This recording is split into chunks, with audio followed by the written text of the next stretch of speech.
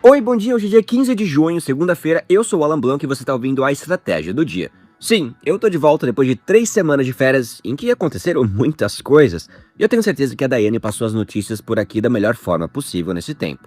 Talvez até melhor do que eu, mas esse é um assunto que a gente vai relevar e nunca mais trazer de volta, tá? Inclusive a Daiane esqueceu que eu já teria voltado e não gravou uma despedida no episódio da sexta-feira, mas ela gravou um recado aqui pra vocês. Oi pessoal, eu não poderia deixar de agradecer a audiência de vocês nessas últimas 3 semanas, agradecer o Alan e a equipe da Bloomberg Linha por ter confiado no meu trabalho e a gente se vê numa próxima oportunidade. Até mais, um big beijo! Muito obrigado, Daiane, a gente se encontra aqui logo menos, né? Todo mundo precisa tirar férias uma hora ou outra.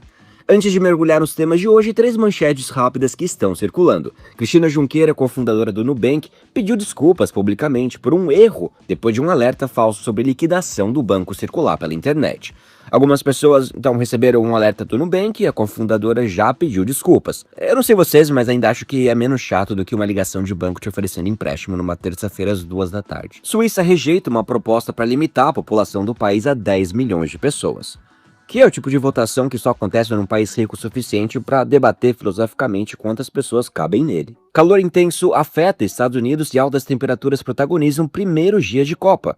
Inclusive, falando em Copa, eu queria que vocês deixassem aqui nos comentários se vocês acreditam no Hexa nessa Copa. Deixa aqui que eu vou ler no próximo episódio. Mas, bom, voltando aqui para as pautas. No primeiro segmento, a gente vai falar sobre Elon Musk, que se tornou oficialmente o primeiro trilionário da história.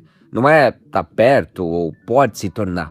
Já é. E a matemática dessa fortuna é tão absurda que vale um segmento inteiro só para tentar entender o tamanho desse número. No segundo, a gente volta para o Oriente Médio. Depois de meses de guerra, Estados Unidos e Irã anunciaram um acordo provisório para reabrir o Estreito de Hormuz e o petróleo, claro, já reagiu. Então, no episódio de hoje, dinheiro em escala inimaginável e o fim, talvez, de uma guerra que mudou o preço de tudo. Vamos começar pelo trilhão. Mas antes, eu vi uns comentários aqui pedindo para eu falar das minhas férias e dar dicas para vocês. Isso eu vou deixar pro final do episódio, tá? Porque primeiro a gente precisa falar do nosso querido elemento. Chamado Elon Musk. Dica rápida. Quem investe no exterior pela remessa online, escolhe a corretora e paga via Pix, com apenas IOF 1,1%. Acesse o site ou baixe o app da remessa. Elon Musk publicou recentemente no X a seguinte frase: quem disse que o dinheiro não compra a felicidade realmente sabia do que estava falando. Frase de quem na sexta-feira passada terminou o dia testando essa teoria com o orçamento mais generoso já disponibilizado a um ser humano na história da humanidade. Porque já aconteceu, tá? Na sexta-feira, dia 12, as ações da SpaceX subiram 19% no primeiro dia de negociação, fechando a $160,95. Elevando o valor da empresa de foguetes IA, fundada por Musk, a 2,2 trilhões de dólares. Com isso, o patrimônio dele chegou à cifra antes inimaginável de 1,1 trilhão de dólares. Então ele não tá a caminho, ele não pode se tornar. Aconteceu. Elon Musk é oficialmente o primeiro trilionário da história. Para colocar isso em perspectiva, olha isso, o patrimônio de Musk agora é mais de 3 vezes maior do que o da segunda pessoa mais rica do mundo, que é Larry Page, cofundador do Google. E bom, eu não tô satisfeito com o exemplo, para você ter uma noção, do impacto de 1 trilhão, sabe que se alguém gastasse $1 milhão por dia, todos os dias, sem parar, levaria 2.740 anos para gastar $1 trilhão. Ou seja, se você começasse agora aí nessa rotina intensa de gastança, você estaria gastando até o ano 4.766.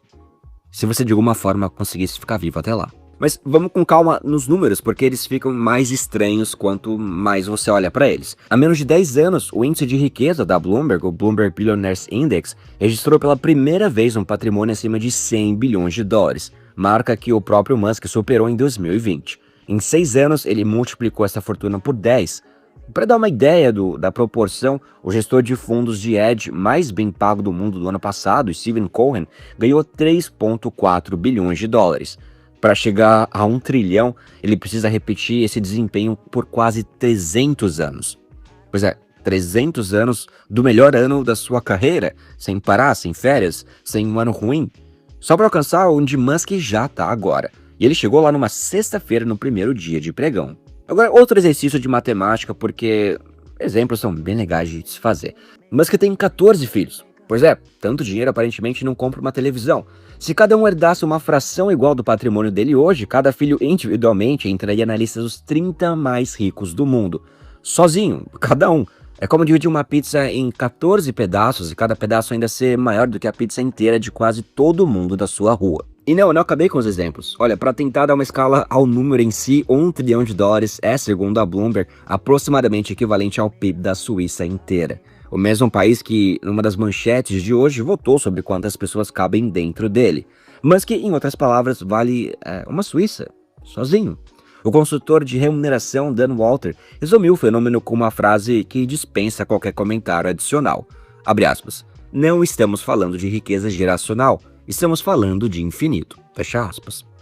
Vale notar, tá, que essa fortuna existe quase inteiramente no papel. Segundo o índice da Bloomberg, Musk tem poucos ativos fora das participações em suas próprias empresas, e mais de 70% do patrimônio está concentrado na SpaceX, que agora também engloba a xAI e o X, que é o antigo Twitter, depois de uma fusão ali em fevereiro. Então, se ele tentasse vender uma fatia significativa de qualquer uma dessas empresas para realizar essa riqueza, o próprio ato de vender derrubaria o valor que ele está tentando sacar. É bem parecido com aquele saldo de milhas aéreas que parece uma fortuna até você tentar trocar por uma passagem e descobrir que precisa ter mais de 40 mil pontos e uma taxa de R$380.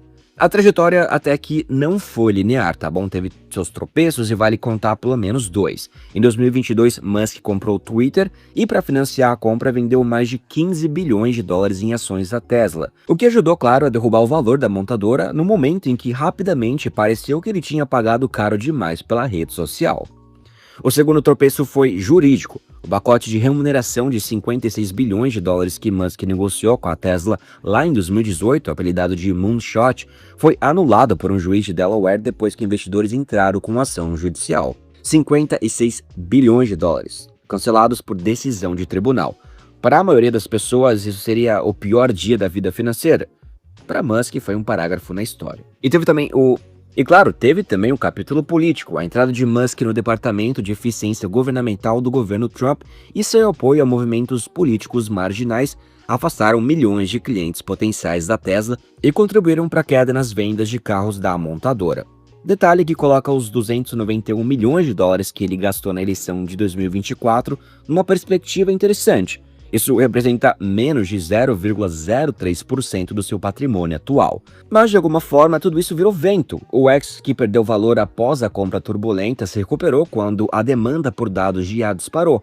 E Musk fundiu a empresa com a própria xAI, criando um pacote que hoje vale $1 trilhão. A Tesla se mudou da Califórnia para o Texas, recuperou judicialmente o pacote de remuneração original e ainda ganhou um novo acordo, até $1 trilhão adicional se a empresa atingir certas metas. E os investidores simplesmente deixaram de se importar com a queda nas vendas de carros e o foco virou robotáxis e robô-óptimos, que ainda não existem em escala, mas que existem o suficiente na imaginação do mercado para sustentar essa avaliação. Vale lembrar como essa fortuna se formou também, tá? Embora a ascensão de Musk a trilionário se deva em grande parte à SpaceX, que foi fundada em 2002 com sede em Starbase, no Texas, foi a Tesla que inicialmente impulsionou sua subida no ranking dos mais ricos. As ações da fabricante de carros elétricos sediada em Austin subiram cerca de 35.000% desde a abertura de capital em 2010. Mas, claro, foi o domínio da SpaceX no mercado de lançamento orbital, somado ao Starlink, que atraiu a atenção crescente dos investidores. Avaliada em cerca de $100 bilhões numa rodada em 2021, a empresa saltou para $1 trilhão em fevereiro após a fusão com a xAI e a X. Com o IPO recém-concluído, inclusive o maior da história, $75 bilhões levantados, essa operação combinada representa mais de 70% do patrimônio de Musk. E se a Tesla e a SpaceX baterem todas as metas de remuneração combinadas, o valor dos dois pacotes juntos chegaria a aproximadamente $1,8 trilhão. Sozinho, maior que o PIB da maioria dos países do G20. Então a pergunta que fica não é mais: Musk pode se tornar o primeiro trilionário? Essa pergunta já foi respondida na sexta-feira em tempo real, na Nasdaq. A pergunta agora é: o que esse número significa quando ele existe de fato? Porque $1,1 trilhão não é muito dinheiro. É simplesmente uma Suíça inteira num CPF. E ainda por cima, uma Suíça que, diferente da de verdade, não decidiu nada sobre quantas pessoas cabem dentro dela. Ficou estranho esse final. Bom, enquanto a gente ainda processa esse número de US$ 1 trilhão, aconteceu também uma notícia que há poucos meses parecia distante de qualquer cenário realista. Os Estados Unidos e o Irã anunciaram um acordo provisório para encerrar a guerra e reabrir o Estreito de Hormuz. Sim, aquela mesma guerra que a gente acompanhou por semanas, que fechou um corredor por onde passa 1/5 do petróleo e do gás do mundo, que levou o petróleo a cogitar $200 o barril, que colocou Trump, Irã, Israel, Europa e meio mundo discutindo quem ia garantir a segurança dos mares, pode estar com os dias contados. Vamos entender o que foi anunciado. Primeiro, o que está nesse acordo? Os dois países dizem ter chegado a um acordo provisório. As autoridades vão se reunir na Suíça no dia 19 de junho para assinar formalmente. O fato da assinatura ser formal e separada do anúncio já é um sinal, tá? Alguns detalhes ainda não estão fechados. Trump, claro, queria que a assinatura acontecesse no domingo, dia do aniversário de 80 anos dele. Não aconteceu. Ele disse que o atraso foi para fins de remoção de minas do estreito, e segundo ele, abriria assim que o acordo fosse assinado. Em troca de reabrir o estreito, o Irã teria alívio de sanções sobre suas exportações de petróleo. Os dois lados concordaram em não se atacar, e o Irã ganha 60 dias de negociação sobre o futuro do seu programa nuclear, que foi, lembrando, a razão original para a guerra ter começado. E claro, o mercado reagiu. O petróleo Brent caiu mais de 3%, indo em direção a $84 o barril, depois de já ter fechado a semana anterior no menor nível em mais de 3 meses. O WTI, referência americana, ficou perto de $81. E para quem acompanhou a gente nos últimos meses, a gente discutiu aqui cenários de petróleo a $150 a $200. Agora a gente está falando de 84. É uma queda de mais de 40% em relação aos picos da guerra. O dólar também recuou, e moedas sensíveis a risco, como o dólar australiano, subiram, sinal clássico de que o mercado ainda está respirando aliviado.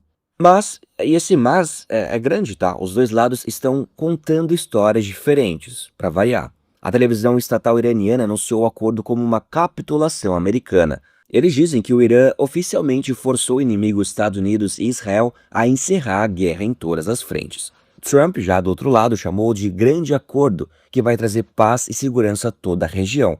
Em letras maiúsculas, claro, como ele gosta de fazer. E tem uma diferença concreta por trás da retórica. O Irã disse que os navios que passam pelo estreito seriam regulados por Irã e Omã. Ou seja, Teherã quer manter controle sobre a via navegável, mesmo reabrindo. Isso é bem diferente de abrir mão de qualquer coisa. Então, o que está em aberto ainda? Bastante coisa, tá? O Irã quer a remoção de todas as sanções primárias e secundárias, o que exigiria a aprovação do Congresso americano, que impôs boa parte dessas sanções. E provavelmente vai gerar reação forte dos setores nos Estados Unidos e são, claro, contra qualquer concessão ao Irã. Então, não está claro que tipo de incentivo financeiro o Irã vai receber. Uma autoridade americana sugeriu que o Irã ganharia recompensas econômicas conforme cumprisse certas exigências. Um modelo aí de vai ganhando conforme entrega. Também poderia haver ajuda por reconstrução do país, depois de uma campanha de bombardeios que atingiu milhares de locais. E o Irã quer acesso a bilhões de dólares em fundos congelados no exterior. Ou seja, o anúncio resolve o problema mais urgente, o estreito fechado, mas deixa praticamente todas as questões de fundo para depois. O Israel, essa é a maior incógnita, porque o governo de Netanyahu ameaçou no último minuto novos ataques ao Líbano, o que poderia comprometer a assinatura do acordo. Não está claro se Israel topa esse arranjo, especialmente a parte que trata do programa nuclear iraniano, o que foi, claro, exatamente o motivo pelo qual Israel apoiou o início dessa guerra. Se Israel agir por conta própria, o acordo entre Estados Unidos e Irã pode não significar paz de fato na região. E claro, vale lembrar também que isso importa muito para Trump politicamente. Tem eleições legislativas em novembro nos Estados Unidos, e pesquisas mostram que a guerra é profundamente impopular entre os americanos. Um acordo que reabre esse estreito de Hormuz derruba o preço do petróleo, e por extensão o preço da gasolina lá nos Estados Unidos. E permite, claro, ele dizer, bom, eu encerrei a guerra, porque é exatamente o tipo de vitória política que Trump precisa antes das urnas. Mas ele também corre risco do outro lado, claro. Os falcões anti-Irã nos Estados Unidos podem acusá-lo de estar adiando, não resolvendo exatamente os problemas que motivaram a guerra, que é a capacidade nuclear e programa de míssil balístico do Irã. Então, resumindo essa história, depois de meses de guerra, milhares de mortos, o Estreito de Hormuz praticamente fechado e o petróleo batendo recordes, Estados Unidos e Irã anunciaram um acordo provisório para reabrir o estreito e, claro, encerrar os combates. Assinatura formal marcada para 19 de junho lá na Suíça. que, lembrando, tá num debate filosófico de quantas pessoas cabem nela.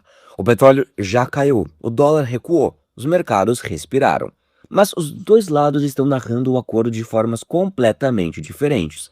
Várias questões de fundo continuam sem solução, e Israel é uma incógnita que pode desmontar tudo.